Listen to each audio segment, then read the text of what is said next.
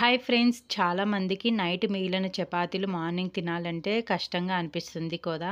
అలాంటి వాళ్ళ కోసము ఈ రెసిపీ అండి. సో నైట్ మిగిలిన చపాతీలను చిన్న ముక్కల్లాగా కట్ చేసుకొని ఒక మిక్సింగ్ బౌల్లోకి వేసుకోవాలి. చూడండి, చపాతీలు అనేది మనం నైట్ చేసినా కూడా పొరలు పొరల్లాగా స్మూత్గా ఎంత సాఫ్ట్గా ఉన్నాయో. ఈ చపాతీలు ఇలా సాఫ్ట్గా ఉండాలి అంటే మనము పిండి కలిపేదాన్ని బట్టి ప్లస్ మనం చేసేటప్పుడు ఫోల్డింగ్ దాన్ని బట్టి ఉంటుందన్నమాట. సో ఇలా ముక్కల్లాగా చేసుకున్న తర్వాత దీంట్లోకి 2 టేబుల్ స్పూన్లు బెల్లం వేసుకోవాలి. మీరు బెల్లానికి బదులు షుగర్ అయినా యాడ్ చేసుకోవచ్చు. తర్వాత పాలను బాగా మరిగించుకొని ఇలా వేడిగా ఉన్నప్పుడే చపాతీ బౌల్లోకి వేసేసుకోవాలి. ఒకసారి అంతా కలుపుకొని వేసుకున్న తర్వాత ఒక 10-15 మినిట్స్ నాననివ్వాలి. ఇలా నాననివ్వడం వల్ల మనకు చపాతీ అనేది సాఫ్ట్గా అయిపోతుంది.